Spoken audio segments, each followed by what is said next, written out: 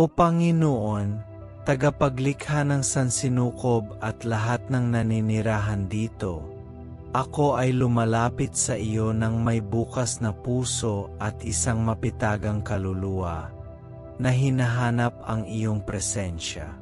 Sa sagradong sandali na ito, hinihiling ko na tulungan mo akong buksan ng buo ang aking puso, alisin ang lahat ng mga hadlang na maaring pumipigil sa akin na marinig ang iyong tinig.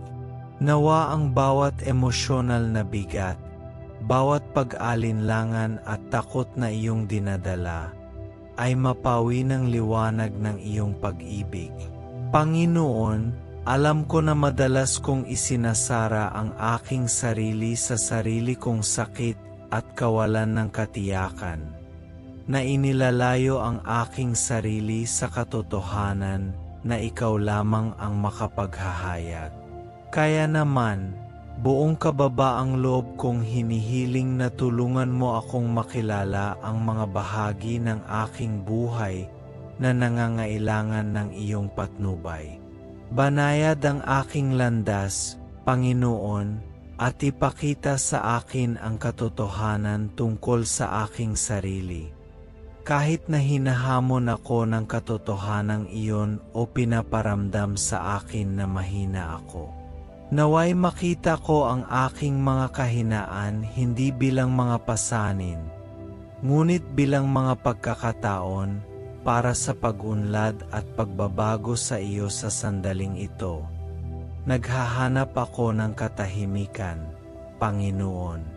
Naway makahanap ako ng isang sagradong espasyo sa loob ng aking sarili, kung saan ang ingay ng mundo ay tahimik at naririnig ko ang iyong mensahe.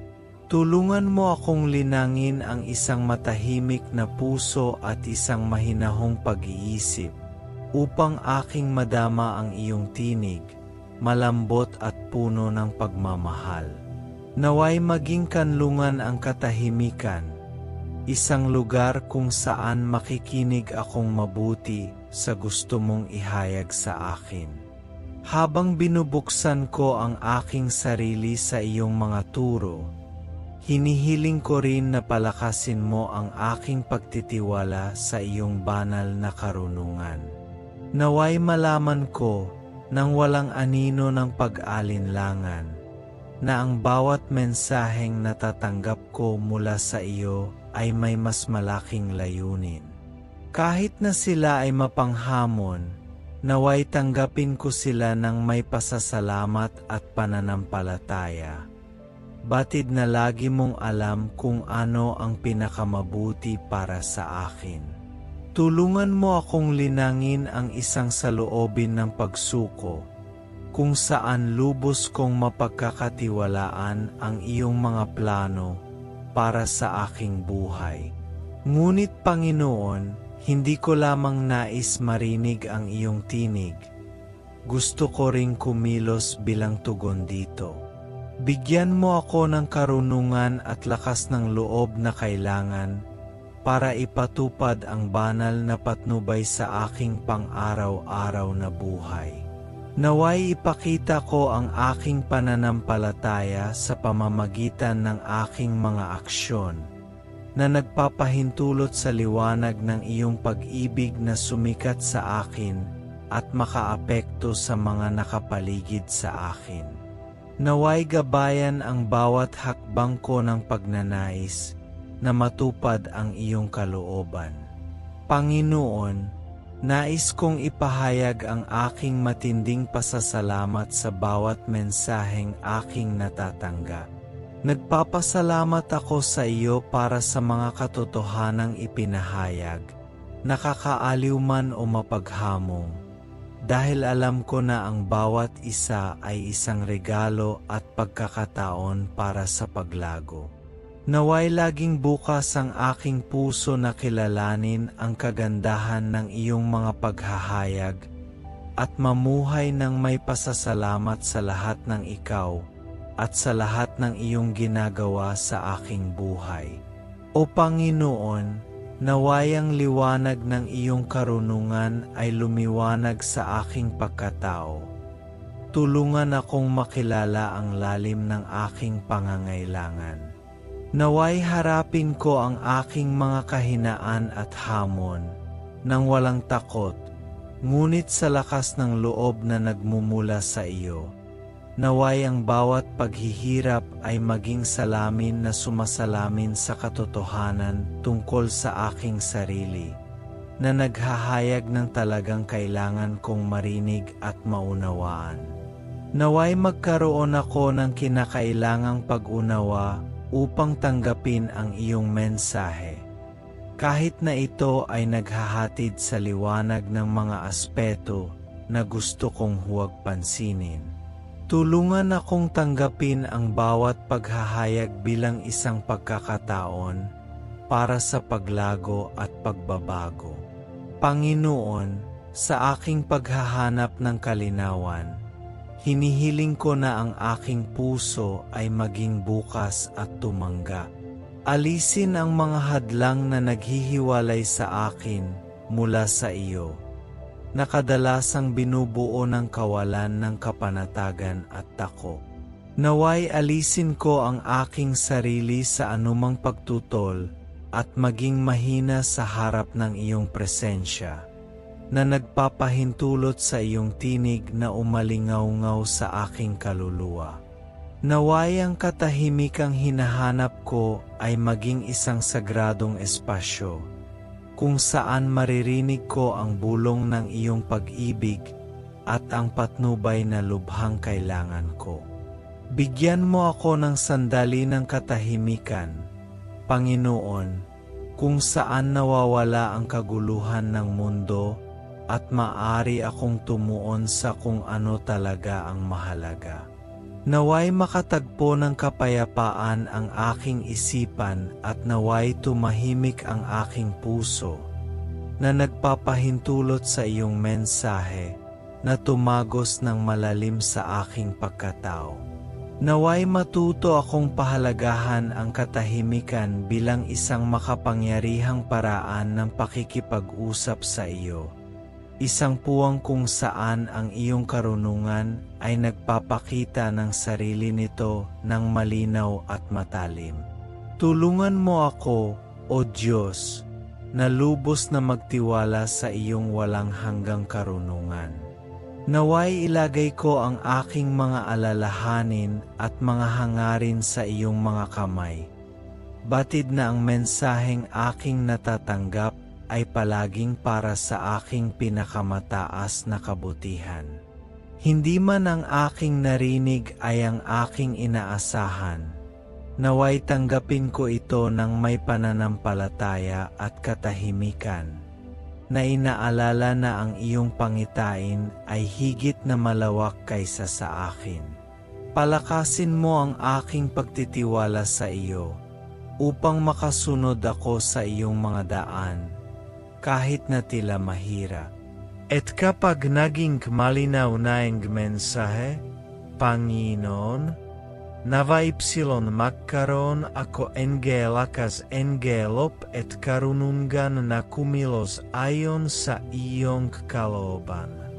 Naway hindi ako makontento sa pakikinig lamang, ngunit naway maisakatuparan ko rin ang ipinahayag sa akin. Naway ang bawat hakbang na aking gagawin ay maging salamin ng aking pananampalataya at aking kahandaang sumunod sa iyong patnubay. Tulungan mo akong mamuhay ayon sa iyong salita at ipakita ang aking paniniwala sa pamamagitan ng mga konkretong aksyon na lumuluwalhati sa iyong panggalan. Naway griega laging puno ng pasasalamat ang aking puso, Panginoon. Naway kilalanin at pasalamatan ko ang mga mensaheng natatanggap ko. Nakakaaliw man o nakakahamon ang mga ito. Ang bawat paghahayag ay isang regalo, isang pagkakataon para sa paglago, at isang patotoo ng inyong pagmamahal sa akin. Naway hindi mawala sa isip ko ang kahalagahan ng pagiging mapagpasalamat dahil sa bawat salitang dumarating sa akin, may paanyaya sa pagbabago at pagiging malapit sa iyo. O Panginoon, sa sandaling ito paghahanap at pagsuko, lumalapit ako sa ipsilono ng may bukas na puso, sabik na marinig ang iyong tinig. Naway alisin ko ang mga hadlang na humadlang sa akin sa pagtanggap ng mensaheng lubhang kailangan ko. Naway maging kanlungan ko ang kahinaan at naway palayain ko ang aking sarili mula sa mga takot at kawalan ng katiyakan. Payagan ang iyong pag-ibig na tumagos sa aking pagkatao. Pinuputol ang lahat ng mga tanikala na humahadlang sa akin mula sa iyo. At naway madama ko ang liwanag ng iyong presensya na nagbibigay liwanag sa aking landas. Tulungan mo ako, O Diyos, na makilala ang aking pangangailangan, na maunawaan ang mga kahinaan na nananahan sa loob ko at ang mga hamon na aking hinarap. Naway tumingin ako sa loob ng may katapatan at lakas ng loob, nang walang takot na harapin ang katotohanan tungkol sa aking buhay. Banayad ang aking landas, Panginoon, upang makita ko ng malinaw kung ano ang kinakailangan para sa aking pagbabago. Naway magkaroon ako kababang klop na tanggapin mga aral na nagmumula sa ipsilono ed naway akain ako nito sa isang bagong pangkunawa. Pahintulutan mo ako, Panginoon, na mahanap ang katahimikan na kinakailangan upang marinig ang iyong tinig. Naway lumikha ako ng isang sagradong puwang sa aking puso, kung saan ang pagmumuni-muni at katahimikan ay naging mga kaalyado sa aking espiritual na paglalakbay. Naway ang aking espiritu ay makatagpo ng katahimikan at ang aking isip, katahimikan, upang aking makilala ang banal na mensahe na nakarating sa akin. Naway mawala ang ingay ng mundo at naway ako ay ganap na naroroon, na handang tanggapin kung ano ang iniaalok sa akin ng iyong karunungan. Palakazin montag ang aking pagtitiwala sa iyong karunungan, Panginoon. Naway lubos akong maniwala na ang natatanggap ko mula sa iyo ay parating para sa aking pinakamataas na kabutihan, kahit na minsan ay mahirap unawain o tanggapin. Tulungan mo akong sumuko sa iyong patnubay, kahit na tila hindi tiyak ang landas. Naway alalahanin ko na ang iyong pangitain ay mas malawak kaysa sa akin, at ang bawat mensahe na nakarating sa akin ay isang paanyaya sa paglago at pagbabago. Tulungan akong maniwala na kahit mahirap ang menasaheng natatanggap kayo, ay tiyo ay para sa aking pinakamataas na kabutihan. Naway isaw ko kao ang aking pagkatao sa ipsilono, tinatanggap ng may pananampalataya ang iyong ipinahayag sa akin, batid na ang bawat patnubay ay isang hagbang patungo sa aking banal na layunin.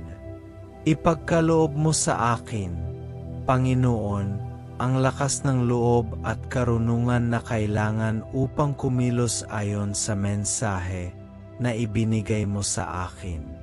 Naway hindi lamang ako makinig, ngunit ang aking pananampalataya ay magepa kita mismo sa mga konkretong aksyon.